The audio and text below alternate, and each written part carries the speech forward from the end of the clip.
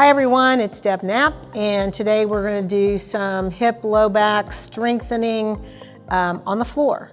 And I always say this, sometimes you end up on the floor and it's not on purpose, so you need to know some things to be able to get yourself up, hit those muscles that will help you get up off the floor. This is one of those. Some of these are very, very basic, and it doesn't hurt to do these every single day. So the first thing that we're going to do is we're going to use the yoga strap and the yoga block. Some of you a lot of times will collapse at the knees, especially the ladies.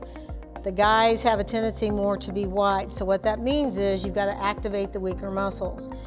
If the knees tend to collapse to midline, you want the strap to go above the ankles so that you activate the lateral hip muscles, which have a major stability component. All right, so you're going to put that above your knees, and what you're going to do is the width needs to be so that the knees line up right in line with the hip joints. All right, if you have a strap that wants to slide, what you need to do is turn it over so that the strap doesn't slide. All right, so you're going to put that block at your feet. Your feet need to stay flat, and then you're going to lie back. All right, arms out, palms open. And all you're going to do is you're going to squeeze the block and you're going to pull the strap at the same time. You're going to hold it and then you're going to release. And you're going to pull and squeeze. Again, it's isometric contraction. And then you're going to release. Now, if you feel yourself wiggling to one side, in other words, if you feel yourself pulling to the right, the left side needs to work harder and vice versa. You're going to squeeze the block, pull out on the strap. If your knees fall open, and mostly the guys, you're going to put that block between the knees and your strap around the ankles. And do the same thing. You're going to pull and you're going to squeeze. The muscles, medial, in other words, on the inside and outside, have to be in balance. When your knees collapse or they go wide, you've got some tightness on one side that doesn't belong there and weakness on the other. You're going to pull and you're going to squeeze. Now, some of you will feel this in your low back. That's perfectly fine. Again, this is hip low back stability. And what you're going to notice is the more you do, the less wiggle you have.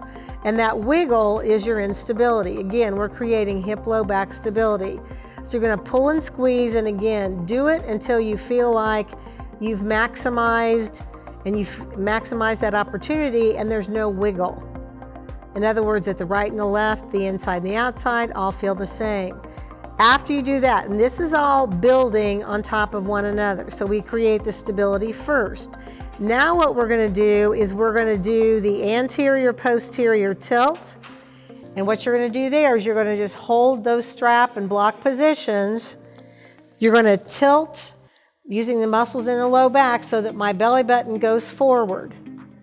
Then I'm going to turn around and I'm going to use my low abdominals so that my low back flattens to the floor. Do not use the glutes.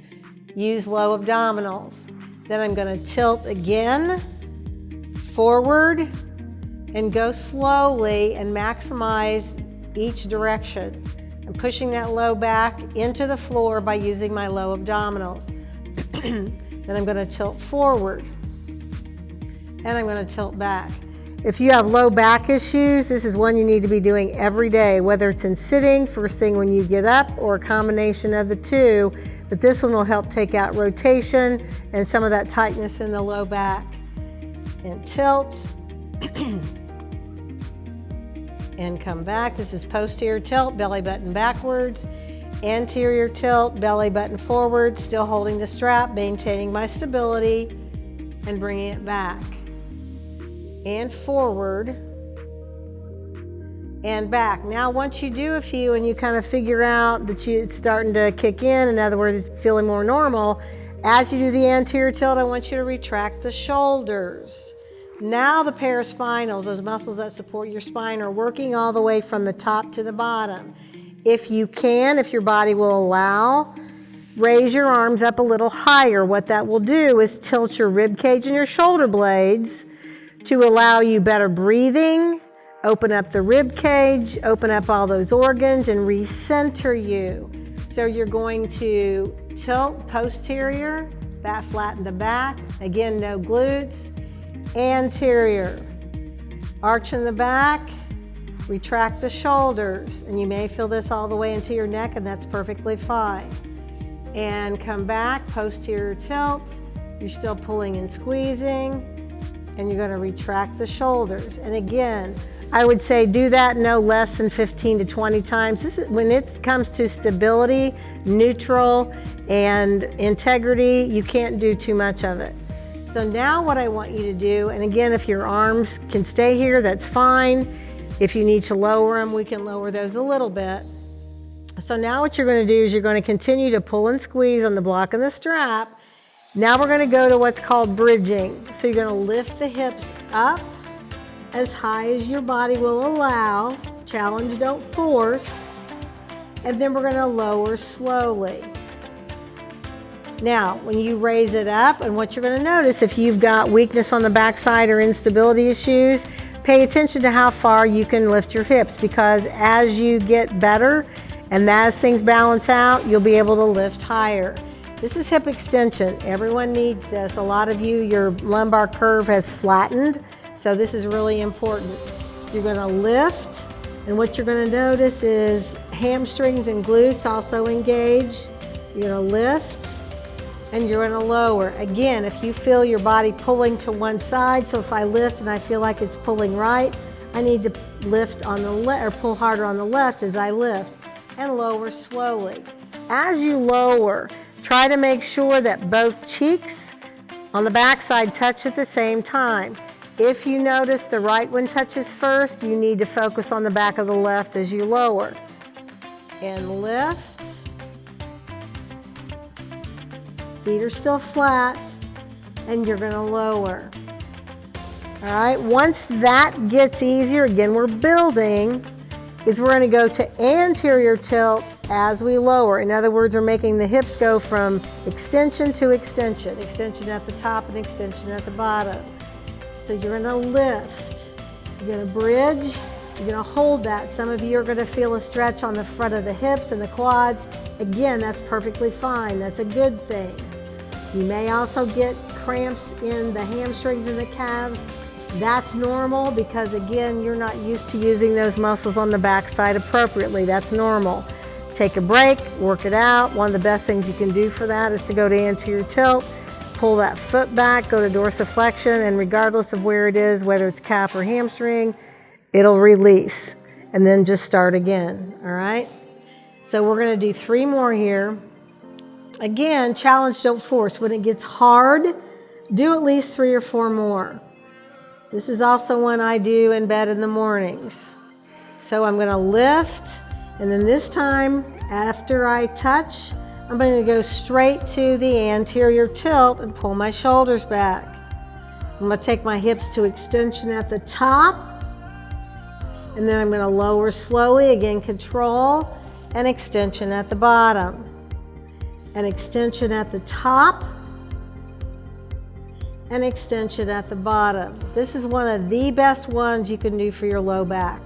And again, I would say if you can, do this every day. This is also one you can do in bed. Not ideal, just because, especially if you got a soft mattress, but I do it in bed a lot. So that's another one that you can do. So now what we're going to do is we're going to remove the block and the strap. And we're going to open those hips. Now we've got some stability there, but we're going to open the hips. So what you're going to do is we're going to go to that same position, supine bent knee. In other words, you're face up, knees are bent, heels are in line with the sit bones. All right, so I'm going to lay back, and when I roll back, use your low abdominals. All right. Arms are out, palms are open. All right, and they're up here, not down here. Again, it changes the shoulder position. You can feel the difference in the contact. Now what I'm going to do is I'm going to cross my left ankle over my right knee. Now, I'm not supposed to move my right hip. If that right hip has to move, then what you need to do is adjust your foot away from your hips so that you can cross it over without moving the right hip. What we don't want to happen is cross over and do this. We need those hips to be neutral. So I'm going to cross my left ankle over my right knee. keeping that right hip still. Then I'm going to drop those legs to the right, and I'm going to look at my left hand, and then I'm going to open this knee from the hip.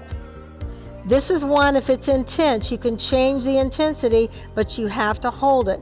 You've got muscles that are connected, things that are going on all the way from the knee, all the way to the hand and the shoulder and the torso.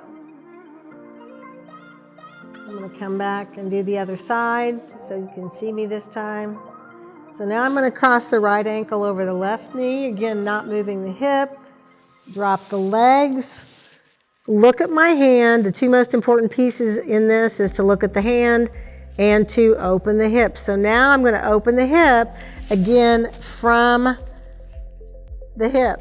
It's not just the knee. And if this is something that is a really tough one and it doesn't want to move, just kind of play with it a little bit. Drop it in, open it up, drop it in, open it up. Technically and functionally, the bottom of this right foot in this case should be flat to the floor. Challenge, don't force. Some of you may not be able to get any further than here. That's fine. But I promise you, this is one of those ones if you do every day, you'll notice a difference in a week. All right? So again, this is called hip crossover. You're looking at the opposite hand. Make sure, if I'm looking right, my left shoulder stays down. And I'm just going to keep that knee open. And I'm going to bring it back. And then the last thing we're going to do is we're going to do frog. You're going to put the bottoms of your feet together. Make sure you're centered, your heels are centered, and you're going to let the knees fall open. This is important because a lot of your tightness in your low back and back problems are related to tightness in the front of the hips. So in this position, especially at night, if your hips hurt, this is your position. And you're just going to lay there. We're going to let gravity take over. Notice some of you may not be able to get very much at all. Let gravity take over. If it's really hard, you can change your foot angle a little bit. Scoot your hips a little bit further away from the torso. Just always making sure that we're centered. The heels with the hips. And you're just going to lie there. And you're going to hold that. Retract the shoulders. If you retract the shoulders, you also notice how the hips want to play along, again, that lumbar extension. And you're just going to hang out in frog. This is one I would highly recommend that you get in every single day. You'll feel some tightness maybe on one side, not the other. That's usually an indication that the hips are in rotation. But again, it's one of those ones you want to get into on a regular basis. So that's our stability and strengthening sequence on our back.